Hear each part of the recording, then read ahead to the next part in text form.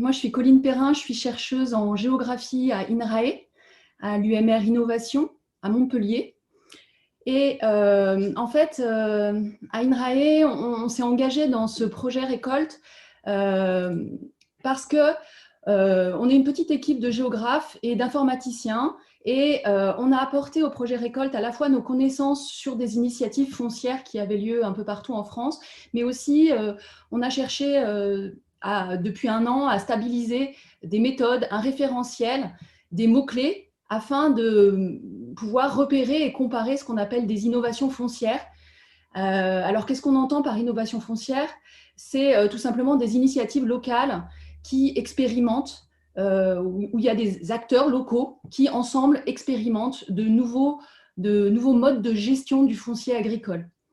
Parce qu'ils sont confrontés à un problème local ou à un enjeu. Ils souhaitent remobiliser des friches agricoles, ils souhaitent accompagner l'installation d'un maraîcher en circuit court. Et du coup, pour répondre à ces questions locales, ils vont chercher des solutions. Et en fait, il y a un foisonnement d'initiatives locales et ces initiatives vont inventer, adapter des dispositifs au cas local, inventer une nouvelle manière de faire travailler ensemble des acteurs qui ne se parlaient pas. Et c'est ça qu'on appelle en fait innovation foncière. Du coup, en termes de recherche, nous, on a à la fois décrit de manière fine certaines de ces initiatives locales, de ces innovations foncières, dans le livre qui s'affiche là sur la droite de votre écran, normalement, Le foncier agricole dans une société urbaine, que j'ai publié avec Brigitte Nougared.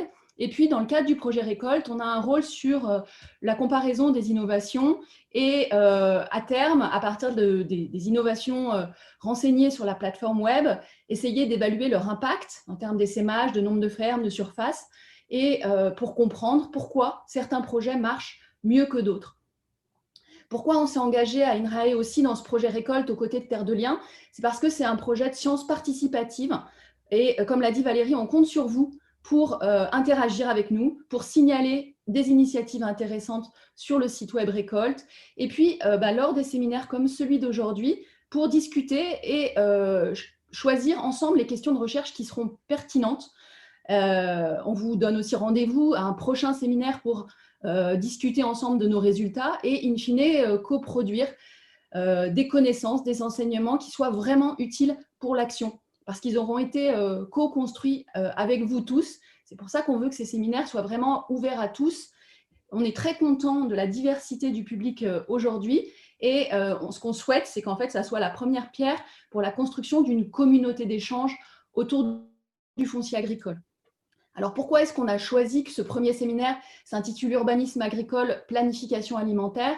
Parce qu'on pense que l'urbanisme, en fait, c'est une compétence de toutes les communes de France, de tous les territoires, et que du coup, ça pouvait concerner tout le monde. Et donc, c'était un bon sujet pour démarrer.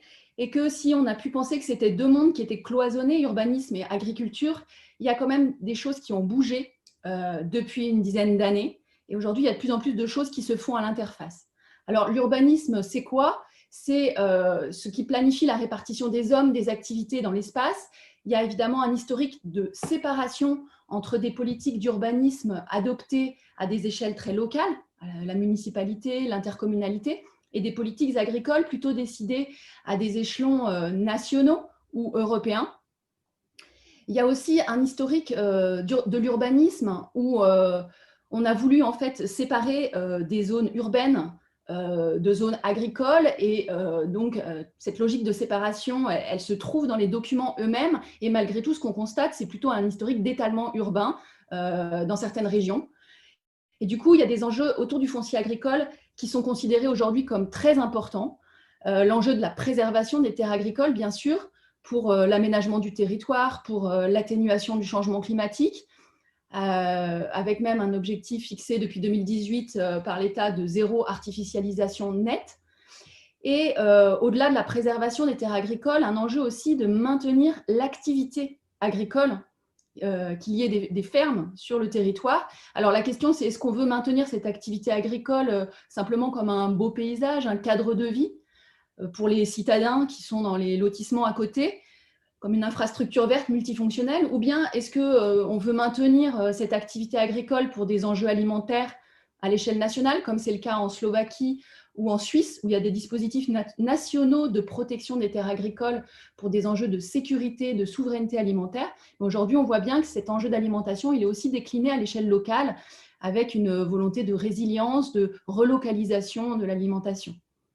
Et puis, on peut vouloir maintenir l'activité agricole, mais aussi favoriser la transition vers l'agroécologie et la transmission des exploitations. Et c'est là l'objectif sur lequel se concentre le projet Récolte et les initiatives que vous pourrez trouver sur notre plateforme web. Alors, comment on peut faire pour articuler l'urbanisme avec le projet agricole local?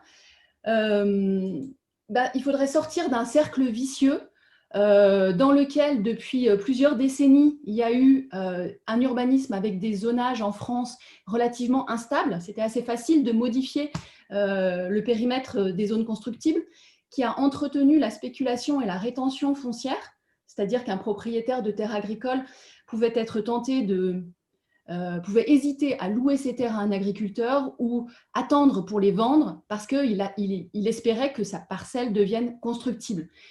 Et de tels comportements favorisent le développement des friches, d'une déprise agricole qui du coup va ensuite servir de justificatif pour étendre les zones constructibles et engendrer l'étalement urbain. Et je pense qu'aujourd'hui, les acteurs locaux sont prêts pour sortir de ce cercle vicieux et s'engager dans un cercle plus vertueux où il y a une stabilité des zonages sur le long terme qui permet une sécurité foncière aux agriculteurs, qu'ils soient locataires ou propriétaires de leurs terres. Ils vont avoir un horizon temporel plus long qui va leur permettre d'investir sur leurs terres, de planter des arbres, des vignes, de construire un bâtiment technique, de changer leur matériel et, in fine, de s'engager dans un projet agricole de long terme.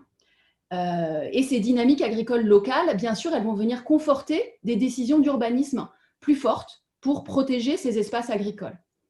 Alors, ce n'est pas forcément automatique, c'est pour ça que ma flèche, elle est un peu en pointillé entre sécurité foncière et dynamique agricole.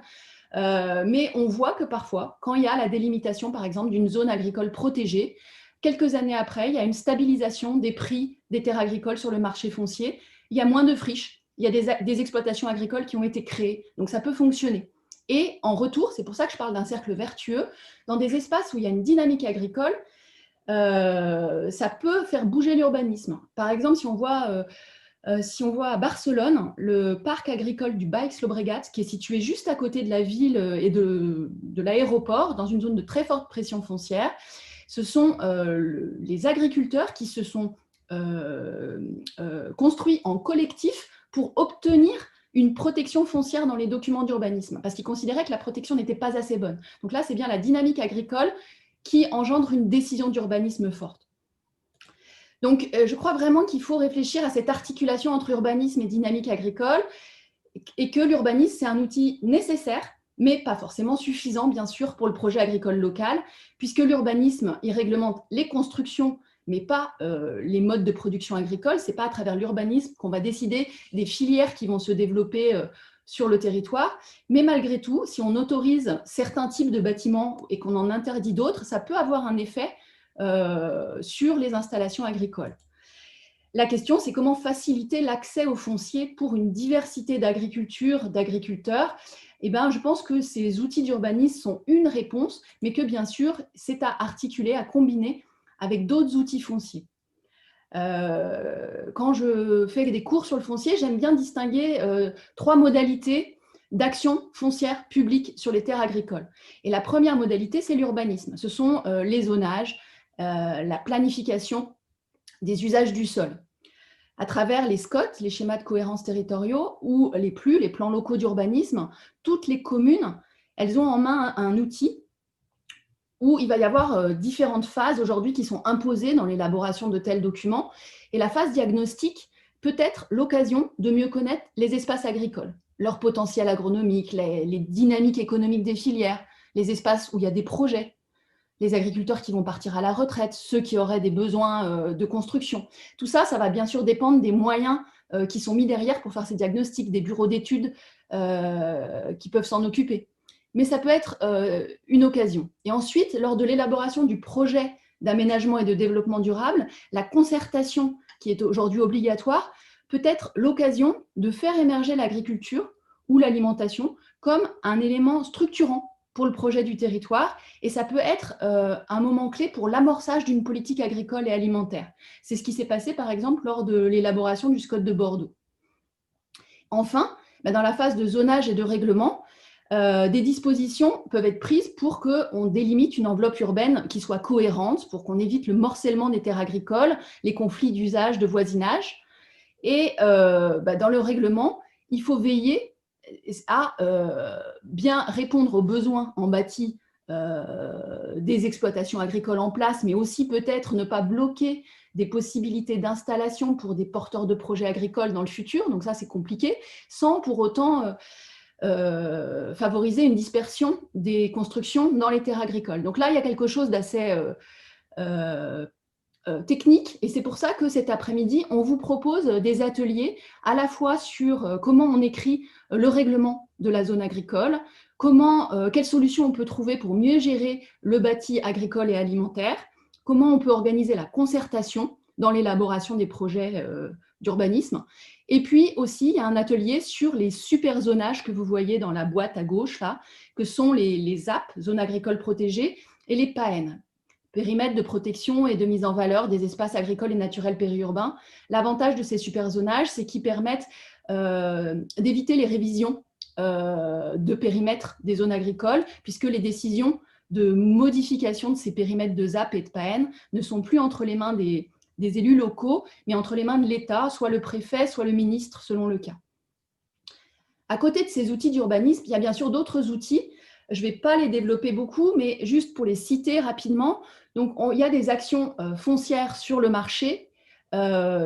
C'est ainsi, par exemple, qu'agit Terre de Liens, qui achète des terres agricoles pour ensuite les donner en location à des agriculteurs en bail rural environnemental. Mais ça peut être aussi des collectivités locales, des communes, des intercommunalités qui vont acheter des terres agricoles à l'amiable ou à travers la SAFER. Elles peuvent préempter des terres agricoles qu'elles vont ensuite louer à des agriculteurs. Et éventuellement simplement les porter, assurer un portage foncier, les garder en stock pendant quelques années, juste le temps que l'agriculteur qui les cultive soit en capacité de les racheter. Il y a aussi des outils d'incitation ou d'animation foncière qui permettent de faciliter la mise en relation entre un propriétaire foncier et un agriculteur qui cherche des terres à l'achat ou à la location, avec des initiatives, par exemple, de bourse aux fonciers qui peuvent être prises par des collectivités, par des coopératives agricoles, par des associations. Et puis, on voit aussi des mairies qui vont simplement chercher à démarcher les propriétaires fonciers pour les convaincre de louer leurs terres à des agriculteurs. Éventuellement, en montant après ce qu'on appelle une association foncière, agricole ou pastorale, pour regrouper un ensemble de propriétaires publics et privés sur une zone particulière afin de donner tout un bloc de terre en location d'un seul coup à un agriculteur. On voit aussi, on a un exemple d'une fiche sur la plateforme Récolte où une commune s'est saisie de l'impôt pour essayer d'inciter les propriétaires à louer leurs terres en dégrevant, en supprimant la part communale de la taxe sur le foncier non bâti. Voilà différents outils. Concrètement, les projets fonciers sont souvent longs, coûteux, compliqués à mettre en œuvre. Et du coup, il y a vraiment un besoin de gagner en compétences. Il faut des moyens humains, en fait, pour travailler sur ces projets fonciers, des personnes qui sont dédiées à ça, qui se forment pour ça. Et puis, un capital social, il faut pouvoir savoir un peu, avoir un réseau pour savoir sur qui on peut s'appuyer, où est-ce qu'on va trouver des solutions. Et parce qu'il n'y a pas de solution clé en main. C'est là qu'est l'innovation foncière. Comme je l'ai dit, il va falloir combiner différents outils et réfléchir sur la manière de les adapter au territoire local pour répondre aux questions spécifiques de ce territoire-là, à la situation des différentes filières agricoles, etc. Et du coup, je pense que face au foisonnement d'initiatives locales, ce qu'on cherche avec ce projet Récolte, c'est de capitaliser, montrer ces différentes initiatives, favoriser le partage d'expériences. Donc, en conclusion, est-ce qu'on va vers un urbanisme agricole aujourd'hui? Je crois que maintenant, l'agriculture peut vraiment être intégrée à toutes les échelles de la planification et jusqu'aux opérations d'aménagement urbain, que ce soit dans la conception d'agroquartiers ou dans la création de jardins collectifs partagés. mais que pour que ça fonctionne, il y a vraiment des enjeux de formation, que ce soit dans les écoles d'agronomie ou dans les écoles d'urbanisme ou de géographie ou d'architecture. Pour cela, il y a aujourd'hui une communauté de plus en plus nombreuse de praticiens et de chercheurs qui s'intéressent à l'agri-urbanisme ou au food planning. Et je pense que ça doit se transmettre encore mieux dans les cursus de formation, y compris sur la formation continue au cours de la carrière. C'est aussi un des objectifs de ce projet Récolte, de favoriser cette interconnaissance, de faire réseau. Et je voulais, pour terminer, poser 3 questions qui, moi, m'interpellent quand je présente ces résultats, enfin, ces idées autour de la préservation des terres agricoles ou de l'agriculture urbaine. C'est finalement, ça nous interroge un peu sur les formes de ville qu'on souhaite. Parce que si on pense que la ville durable, c'est une ville très compacte, qui est entièrement bâtie et du coup avec des espaces agricoles qui sont autour, on pense encore dans une logique de séparation avec une opposition entre le bâti et le non bâti qui certes préserve un maximum de terres agricoles autour, mais du coup on a une ville qui est très dense. Est-ce que c'est ça qu'on souhaite comme modèle de ville pour le futur, ou est-ce que ce qu'on souhaite c'est plutôt une interpénétration entre des espaces agricoles et des espaces bâtis? C'est pour l'instant aujourd'hui ce qu'on voit plutôt dans les régions urbaines en France où les villes se sont étalées, ont rejoint des communes périurbaines. Et donc, je pense que de toute façon, il faut réfléchir aux conditions de cette interpénétration entre les espaces agricoles et les espaces bâtis. Aussi, pour réfléchir aux formes agricoles, aux formes d'agriculture qui peuvent être intégrées à la ville, avec une diversité qui est grande.